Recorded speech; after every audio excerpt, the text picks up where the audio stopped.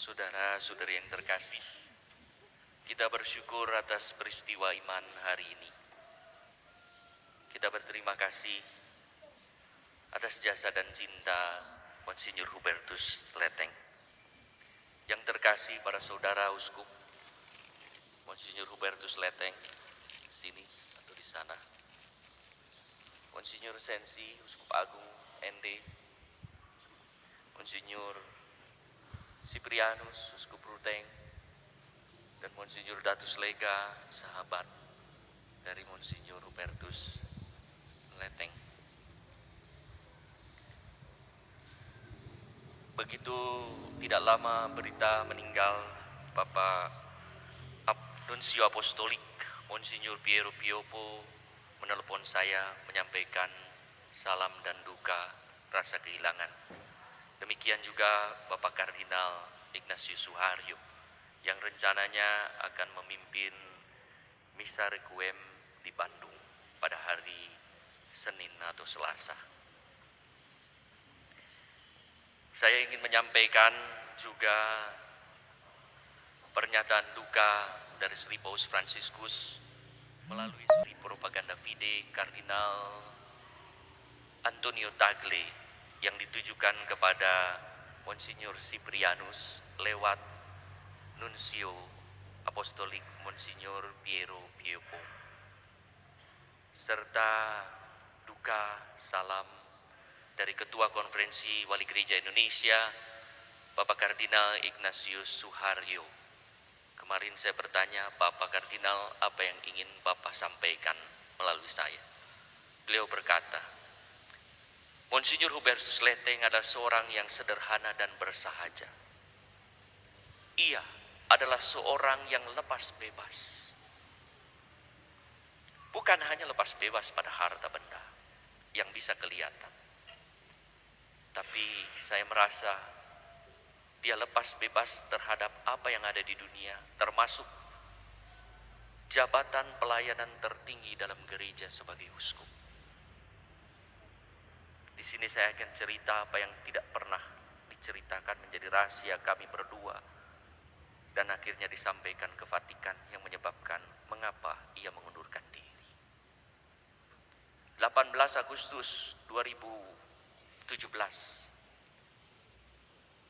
kami dalam suasana doa 2 jam berbicara tentang apa yang terjadi di gereja Keuskupan Ruteng dan sekitarnya.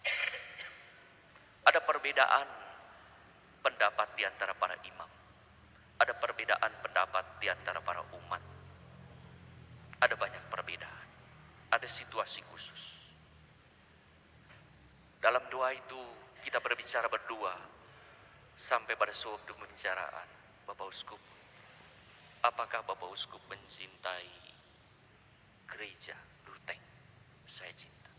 Apakah Bapak Uskup mencintai panggilan? Saya mencintai. Apakah Bapak Uskup percaya kepada Allah? Percaya. Apa yang harus saya lakukan? Kata Monsinyur Hubertus Leteng. Mungkin tepat hari ini. Mungkin tepat kalau Bapak Uskup mengundurkan diri. Beliau menjawab di luar dugaan. Menjadi uskup bukan hak saya. Menjadi uskup adalah anugerah Allah, pemberian Allah, bukan karena saya layak. Maka karena cinta saya pada Allah, cinta saya pada umat Ruteng, pada imam Ruteng, saya akan mengembalikan ini kepada Tuhan. Saya percaya. Saya akan mengundurkan diri. Besok sebelum Monsinyur pulang, saya akan menitipkan surat pengunduran diri saya. Berat. Pagi hari 19 Agustus, beliau datang sebelum saya pulang membawa surat pengunduran diri. Karena apa? Cinta kepada Bapak, Ibu, Saudara-saudari. Cinta kepada para imam. 11 Oktober surat pengunduran diri diterima dan diumumkan di sini. Beliau datang ke Bandung membawa 1 koper dengan tas kecil. Tak ada banyak yang dibawa. Itulah kehidupan dan kesaksian yang beliau. maka saya bersama dengan Gereja Keuskupan Bandung merasa terberkati kedatangan beliau. Setelah 1 tahun retret, mengalami 1 tahun pengolahan rohani sendiri, bagaikan seorang frater di tahun rohani atau seorang novis menjalani kehidupan rohani. Setelah setahun, saya berkata, Bapak Uskup silahkan berkeliling di gereja-gereja yang ada Keuskupan Bandung, mulai dari kota ke daerah-daerah, kota-kota kecil, mulai dari Bandung. Silahkan Bapak Uskup memilih mau tinggal dan berkarya di Bandung. Yang dipilih bukan di kota Bandung yang besar, yang dipilih di kota kecil Garut yang hanya memiliki umat 600 orang. Padahal di sini, di Keuskupan Ruteng, beliau mengembalakan 800.000 umat. Dia tinggal di sana. Senin sebelum meninggal saya baru berbicara dengan pastor paroki untuk meminta setelah 5 tahun apakah Bapak Uskup mau mencari paroki lain. Tapi ternyata apa yang dicari jalan kehidupan yang lain.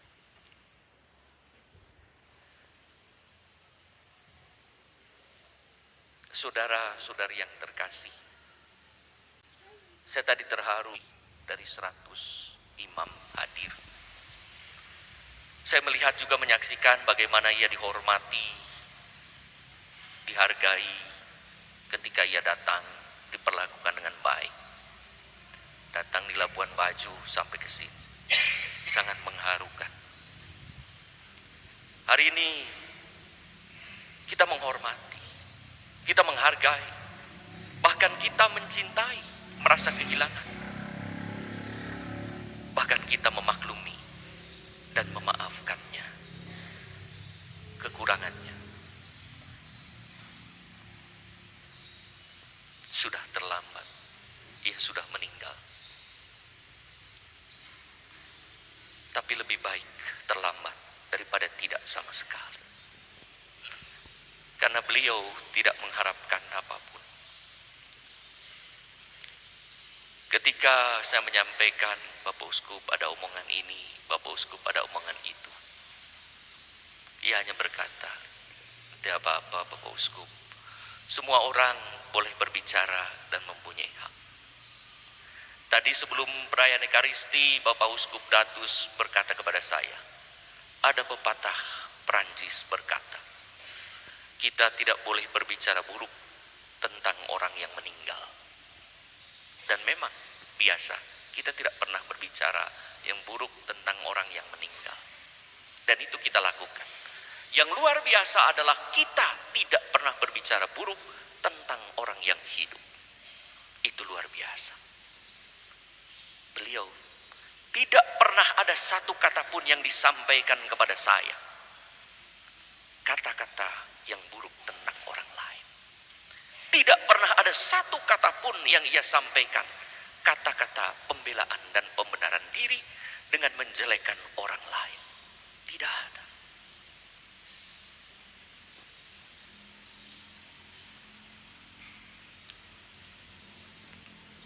Damai dan sejahtera, itulah yang ingin disampaikan. Kamu semua adalah saudara. Setelah Yesus bangkit, ia datang di hadapan para muridnya menampakkan diri, damai sejahtera bagi kamu. Dan para murid mulai merasa teguh, damai sejahtera. Hari ini hadir di sini, seakan Bapak Uskup Hubertus Leteng mau berkata kepada kita semua, damai sejahtera bagi kamu. Kamu semua adalah saudara. Dan peristiwa iman itulah yang terjadi mengantar dinamika apapun hingga saat ini kita mengalami bersaudara satu sama lain. Damai sejahtera. Pada bulan April yang lalu, sebelum para imam di Keuskupan Bandung memperbaharui janji imamat, saya meminta kepada Monsinyur Hubertus Leteng untuk memberi rekoleksi bagi kami para imam. Rekoleksi yang luar biasa. tentang hakikat imamat. Bagus untuk kita baca semua para imam, uskup. Ada dokumennya.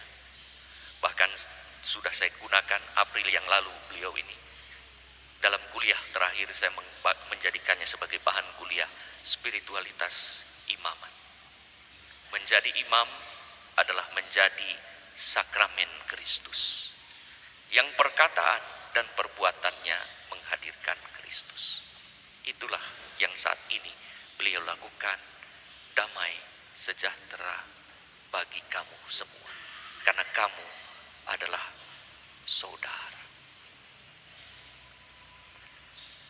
Kepergiannya mendadak, tidak ada penyakit yang membuat kita khawatir untuk segera meninggal. Rupanya kepergiannya ke rumah sakit hanya sebagai cara bagaimana ia meninggalkan kita. Pada pukul 4 ia tampak gelisah, lalu mulai berbicara sedikit, tapi tak jelas pada frater yang menunggui. Lalu tidur lagi. Jam 5 mesin berbunyi. Rupanya detak jantung meningkat sehingga membutuhkan pertolongan. Jam 6 tertolong. Monsinyur Hubertus Sleteng meninggal dengan tenang, tanpa derita dan tanpa sakit. Saya menyaksikan wajahnya. Sayang kita tidak punya kesempatan untuk melihat wajah. Sebagai pribadi yang sangat tenang, tidur damai sejahtera. Ada foto-fotonya, saya sudah sharekan kepada Monsinyur Siprianus, linknya yang sudah dikumpulkan oleh Komsos Keuskupan Bandung. Mungkin keluarga bisa juga mendapatkannya. Ia meninggal dengan tenang, damai dan sejahtera yang disampaikan kepada kita semua.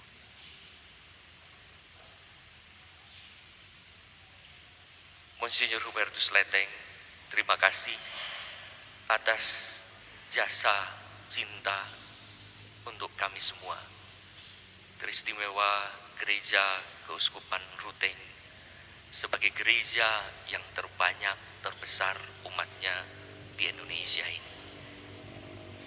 Terima kasih atas kesaksian hidup yang mengajak kami semua untuk bersaudara satu sama lain, damai sejahtera, karena kamu semua adalah saudara.